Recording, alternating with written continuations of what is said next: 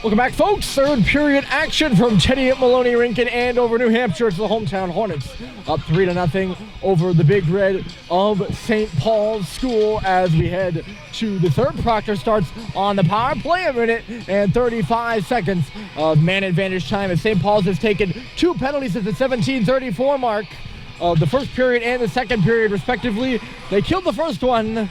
We'll see if they can kill the second one. Ronald Walsh has 2 goals. Proctor scored all 3 of theirs in the first. St. Paul's has 1 from Cooper Flinton in the second.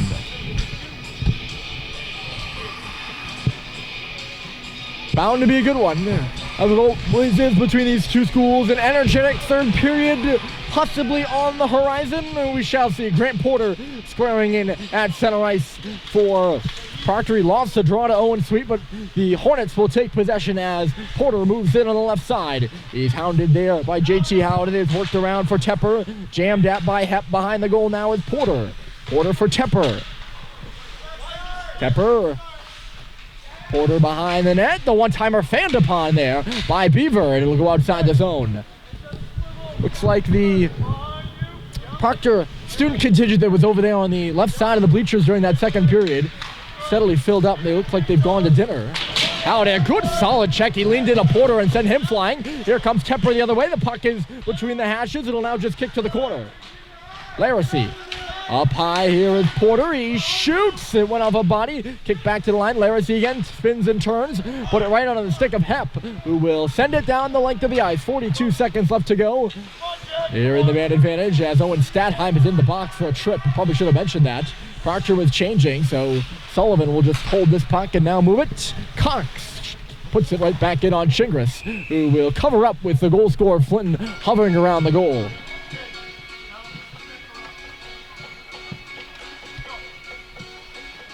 Flinton nearly had a second there on a short-handed opportunity. About 15 seconds left in the second to make this a one-goal game. Took the pass from Joe Schubert just inside the line. Had some space in the slot just right about the area where he scored his first one. Flinton likes the slot. I mean, in all ranks, but he likes it here at Proctor. He's got 2 goals in 2 games. Here, turnover, and Walsh is stopped by Murphy. The rebound's behind the goal. Walsh out the back door. Robinson had it go underneath his stick. He's got it back again. 4 seconds left to go here in the power play for Proctor. It's Walsh. Robinson at the circle. Back in low for Walsh. For Robinson as they sneak in. Comes back for Fleming. He shoots, and it hits something. Murphy possibly getting a piece of it. Flinton. A good pass for Schubert, tips off of his stick, and he gets hit, but got the puck up and ahead. Flinton stopping on the half wall. He throws one in on goal, and Chingris gets it with the glove. I feel like pucks have been bouncing off Joe Schubert's stick here in this one. Of course, it bounced off his stick when he was hit there. That's not what I was thinking. Just the puck in the neutral zone there. St. Paul's has effectively killed the penalty to Statheim. I think I mentioned that. Here's Sweet at the circle. His shot was blocked, comes back for Levine. He had it kind of bumble around on him. Halliday moves his man off the puck, but can't pick it up himself. Up the wall, stepping in, and there is Levine. Tosses it back to the middle. Trickled away from Seibold there. Urquhart off the backboards. It's Matt Hines out to center ice. Tied up there is Bryson Martin. Peeled free by Chickering, but not for long as Sweet kicked it further. Urquhart.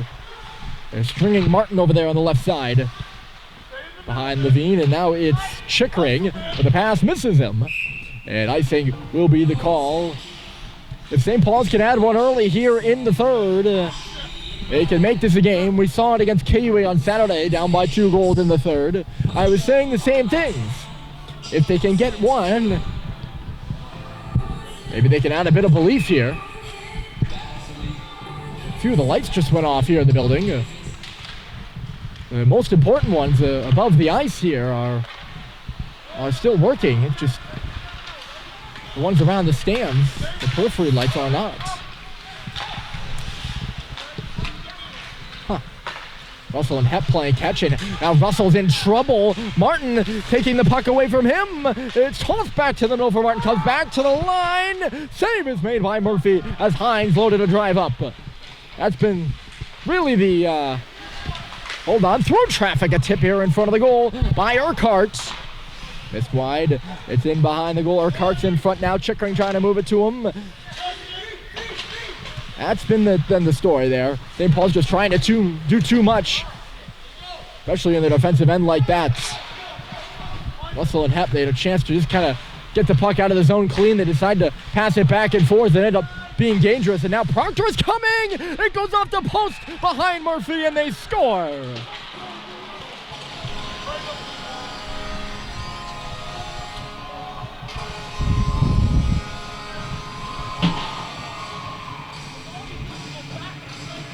That's what I'm talking about. Proctor makes St. Paul's pay on some silly mistakes, and it's 4-1 as Kevin Urquhart bangs it into the blue plate.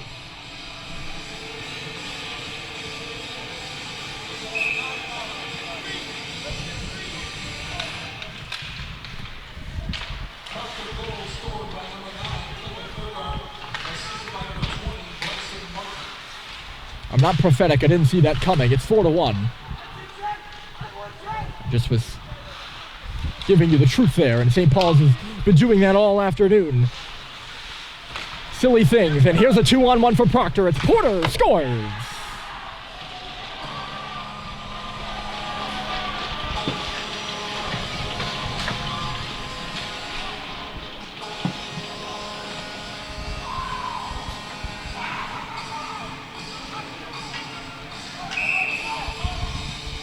And Proctor's going to get a penalty here, I think.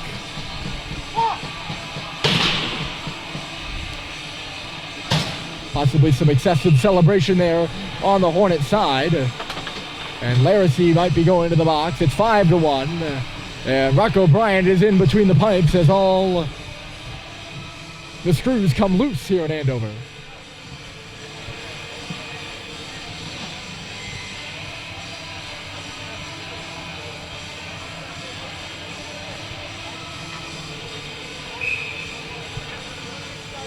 It is Laracy in the box for unsportsmanlike. That's not what matters. It matters that it's 5-1. Just a real disappointing hockey game out of St. Paul's here, and they've still got 13:50 left to go here in the third. We'll see what they can do down by 4 after playing their best game of the season against Kimball Union and coming up just short. And on their way to coming up short here today. Sent to the front there by Stadheim and misses wide of the goal. Fleming will send it on around. Russell will find it across for Hep again. He shoots, deflected, and a good save is made by Chingris. The Hornets have been flying. The Big Red just were not. Another turnover. Walsh. Glove save there by Bryant. Great stop out of the freshman. He had to be sharp there first stop of the game, and he gets a tap there from Walsh.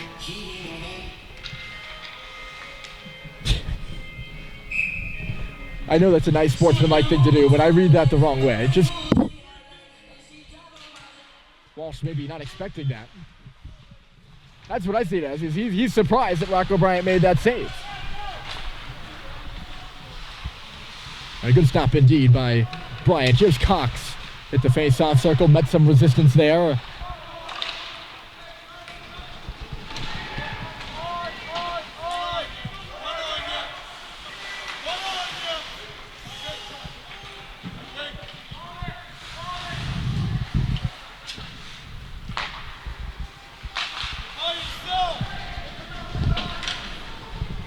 There's some Proctor players out there that are not even on the roster right now.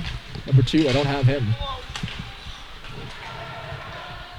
Howday coming in across the line here. He leaves it off for Sweet. Sweet back to the front. Take the deflection. It's loose in the crease. And they jam away, but Chingris holds his ground.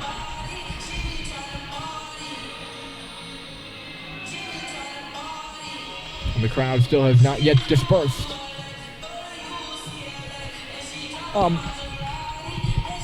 I will take the moment to make a little PSA announcement. When I was walking by, and I'll probably send an email to Proctor about this, but And I was walking by the Proctor live stream station. It occurred to me that my video was playing on their intermission. My video of the Proctor overtime win at Concord. I was playing on the Proctor live stream, and I did not. I was not. They did not ask permission of me to use my work there. So just in the future, if you're going to use my film, let me know. If you're listening to this right now, and anyone, just send me an email. I should probably put it on the page, and I will do that in the future. But send me an email, just ask. I have no problem with people doing it.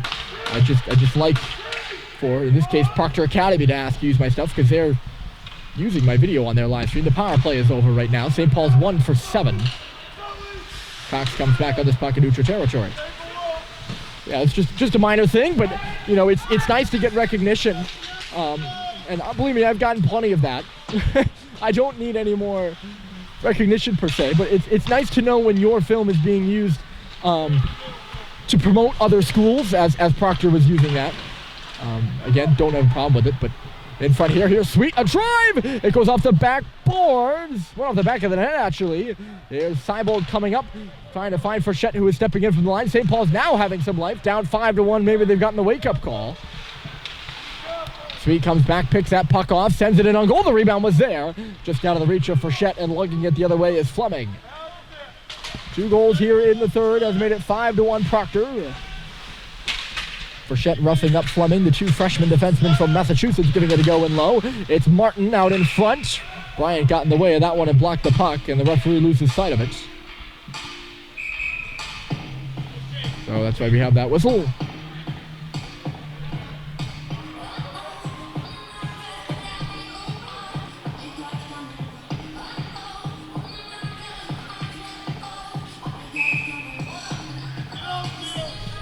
This result holds. This would be a massive Lakes Region win for Proctor, as their loss to St. Paul's down at Tabor doesn't count towards Lakes Region play.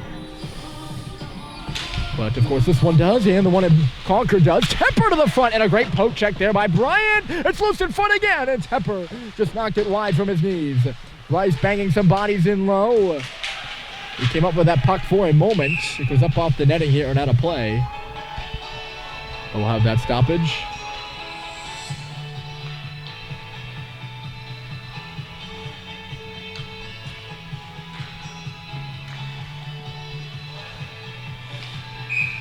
I believe it was my video. Maybe it wasn't. I don't think Proctor had a video guy there. And I know my video because I watched plenty of it. Of course, it'd be pretty embarrassing if it wasn't my video, and now I'm saying this. Here's Malone leading in, and a save is made by Chigris. But I'm pretty sure it was. If it wasn't, I apologize, but that's still a good PSA. Plays over, James. He's not happy about the offside call as he came in across the line. And the referees aren't tolerating it. They're going to give Tepper an unsportsmanlike. It is 5-1, and I mean, good on them. Maybe it's Rice going to the box. So it's not an unsportsmanlike. I don't know what Rice is in the box for. Late penalty. St. Paul's heading to the power play again, and the officials table, I think, trying to get the attention of the referee. We should hear the call here in the building. 10-17 left in the hockey game. It's 5-1 Hornets.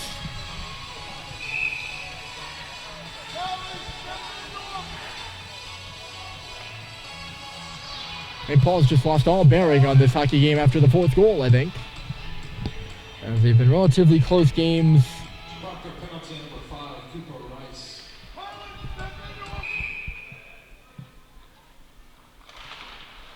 They just announced that it's Rice. Hold on. Oh, he was going to picked up the mic, let it go. Picked it back up again and let it go again. And they just announced it's a penalty to Rice. Here's Joslin now moving. Joslin short-handed, and he ripped it wide.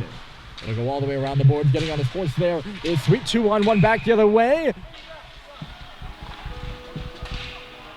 And I think Richard is going to take a penalty coming back.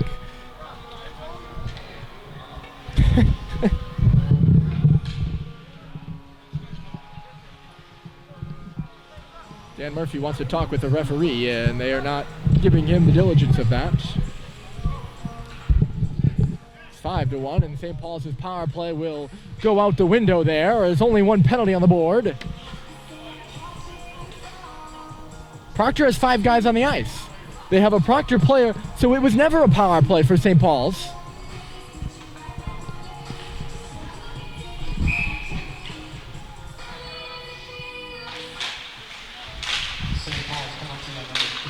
So it's a power play for Proctor out of that. They just put Rice in the box, and I don't understand. Back to the middle there from Schubert, who's blocked aside, and here comes Walsh. So Proctor to the power play. They've yet to score one this game. 0 for 3, I think.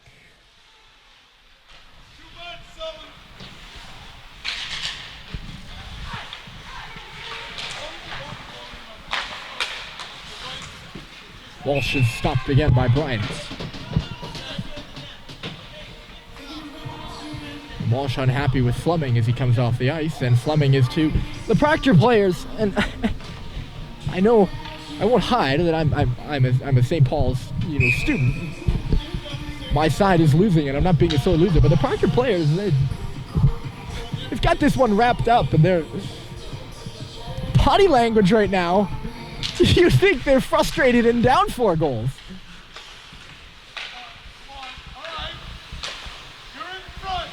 They're on the power play right now. That's what they're frustrated about. Some good power play practice. Good boxing out there by Levine on Martin. It's behind the goal for Urquhart. He's watched there by McFrechette.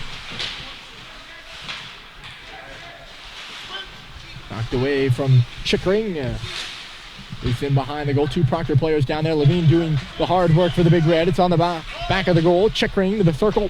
He missed Urquhart. It's going to come to the line. Trey Chickering now for Kevin Urquhart. Both the Chickerings out there. You see him 12 and 11 in your screen. Nate is in the slot. He's the forward. Trey the defenseman. He's up high. Off the boards and out. Glove down. Flinton couldn't pick the pocket of Keskin Tepe out at center. Proctor offside coming in, and Martin not happy about it again.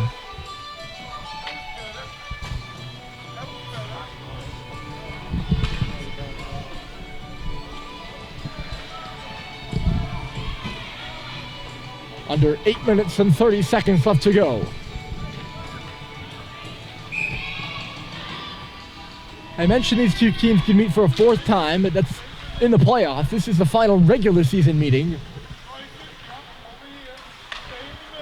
between Proctor and St. Paul's. They feel out of each other, as I mentioned.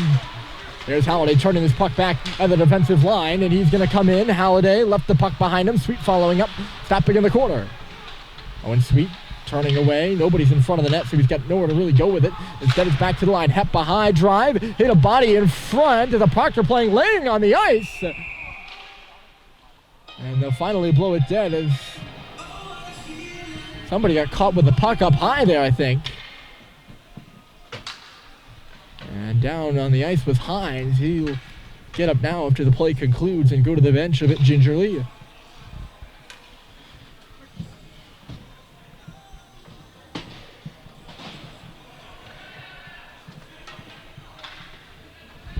In a conversation down there with the referees, TJ Beaver.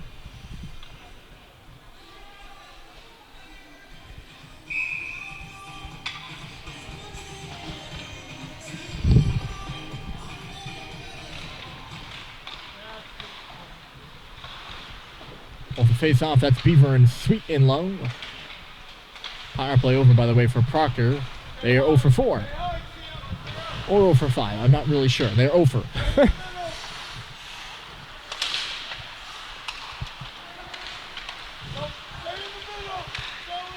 Cox just tosses it in behind the goal.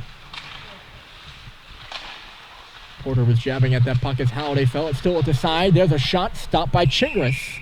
And he'll hold on.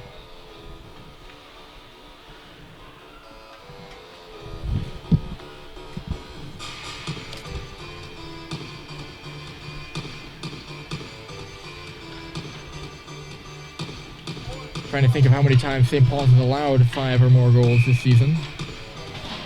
They did it against Loomis at the... They did against Winchendon, right? It was a 5-4 loss, I think. Maybe it was 4-3. Oh, Walsh is going to start in on Bryant again. Walsh was tracked down, and he's forced to just knock that one into the equipment there of Rocco Bryant on the backhand. I'm going to look it up because I'm curious. I know that against Loomis and against Tabor while at Avon. Against Tilton, previous to the holiday. Here today, that's 4. Here's Frechette shooting, and a glove save is made by Chingris. Breaking news, Eli Manning is going to retire. He's going to hold a conference on Friday. That's me looking at my phone, by the way. So maybe not breaking news by the time it gets on air, but in case you weren't sure and you're a football fan, there you go. Eli Manning retiring after 16 seasons. Quarterback of the New York Giants, of course, if you are not a football fan. Here's Joslin now coming in. Touched it off. It was intercepted there by Sweet, who was hooked by Joslin. Still trying to turn away from him. Up off the glass, right by us. Glove down there at the line by Chickering. Trey Chickering, the defenseman, stepping up. St. Paul sloppy at the blue line, and they'll finally get it out. And now it's a 2-on-0 inside the zone. Walsh in front, knocked away there by Bryant. An active stick out of him. And then Halliday goes careening into the net. That's the second or third time that Rocco Bryant has knocked the puck away with his stick.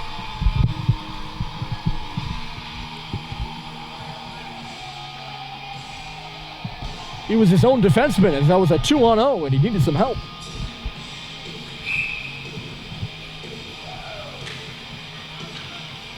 Oh, they did it 3 times at Avon. So Tilton was a 6-1 loss. Tabor a 5-4 loss. There's 2. Avon Old Farm 6-3. There's 3. Loomis Chaffee 5-0. There's 4. Chased off the stick of Fleming there and out. Winchendon was a 5-4 loss. There's 5. Here against Proctor today is 6. And they allowed 5 goals to Holderness in a win 7-5. So that's 7 times this season. A wraparound here, and that's Bryant. Remember, we switched goalies. Bryant with a good stop holding the post there. This is the 7th time this season St. Paul's has allowed 5 goals. We just did that little analysis, trying a lacrosse move, and paying the price for it at the side of the goal was Martin.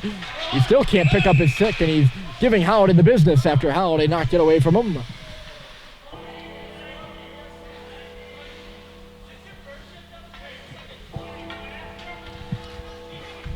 I think Halliday's going to go to the box. He's taking them both. Martin stepping in as well. Martin running his mouth. Halliday not reciprocating.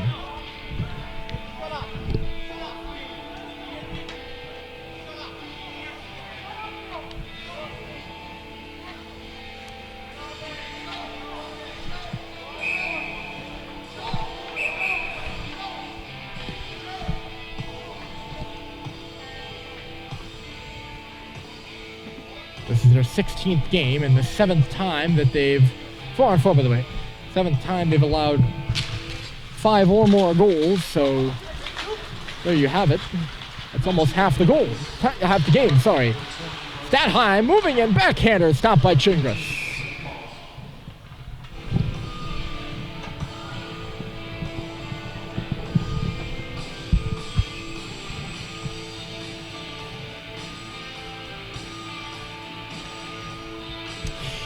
Not the greatest recipe for success. They've only won one of those games in which they've allowed 5 goals.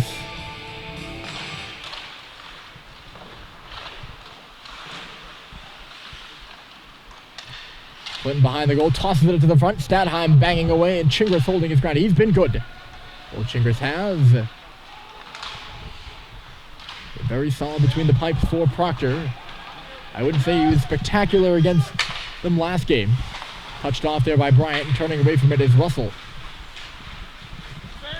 St. Paul's seemed like they were trending in the right direction after wins over Exeter, Holderness, and then a close loss to the powerhouse Kimball Union, but they're going to take a step back here today. Still 4.5 left to go, but I think this one might be in the books, barring an unbelievable comeback by the Big Red. Hep is hooked. Proctor's back check, I will say, very active sticks, and I don't know if it's legally so or illegally so, but that's not the first time that the St. Paul's players go out from behind the net and they're real tied up there by a Proctor stick.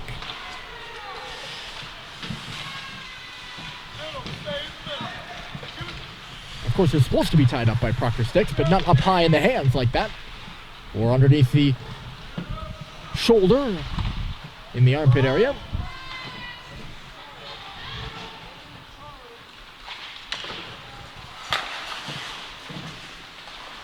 Cox can't turn away from Tepper. It's left at the blue line. Cox little chip at it. Porter's coming in, and he shoots, looking for his second goal of the game. I believe it's his second goal. I know he scored this period. Look at his second goal of the period. I don't know if he had one any earlier. 5 seconds left to go in the 4-on-4. Will return to even strength momentarily. It's even strength actually right now. Is rotating his Seibold, and he just threw it wide of the goal. It is even strength, but 5 aside. What of course I meant to say. Seibold finds that puck on his stick. He's got it to circle. Sweet. Down low, Schubert back to the front. Sweet is there. The rebound was loose. Knocked to the corner by the Hornets. 3 minutes left to go. They lead by 4.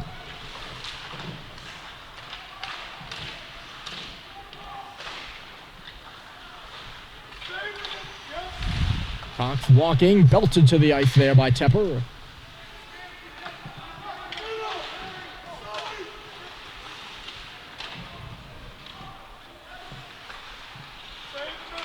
Ball's working around the offensive zone right now. They just can't get one. Haven't been able to get it going all game. I don't know if you consider this getting it going. It's just a series of broken plays there, and now they'll stretch Tepper down the ice. Icing obviously waved off as he's the first ahead of it. Tossed it back in front for Robinson, and he wasn't ready for the pass. 2:16 left, and Richard taking a few stick checks. Turned over. Sweet couldn't touch it on back for Richard there. It was lingering just behind him.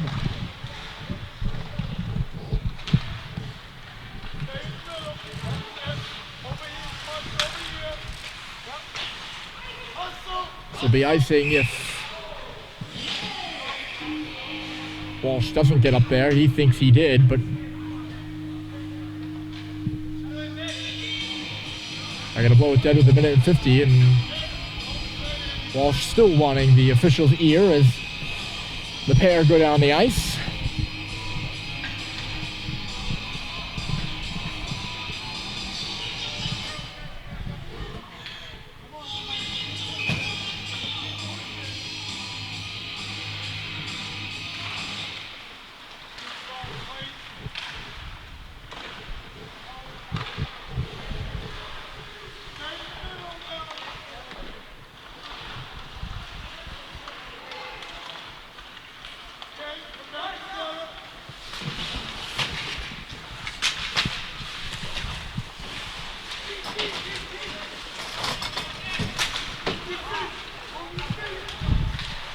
We've hit 1:20 left to go. And it's 5-1 Hornets here on home ice. A big Lakes Region win.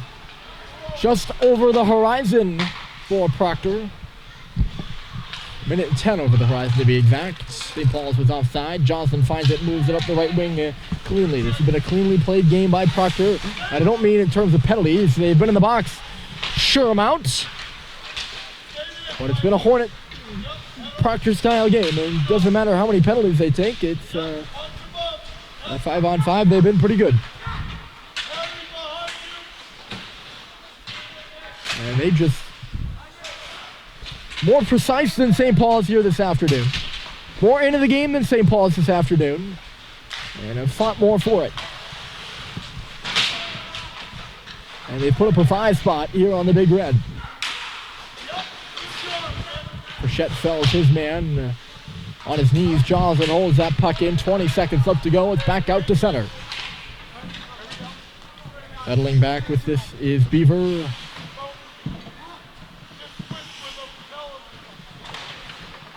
Proctor is going to run out the clock here. 7 seconds left to go. They top St. Paul's on a Wednesday afternoon. A 3-goal first, a 2-goal third. And 5-1 is your final as the Hornets take the rubber match of the series. Thanks for joining us, ladies and gentlemen. We'll see you back on Saturday when the Big Red battle Vermont Academy at Gordon Rink. But for now, Ryan Murphy from Andover. The Hornets win this one 5-1.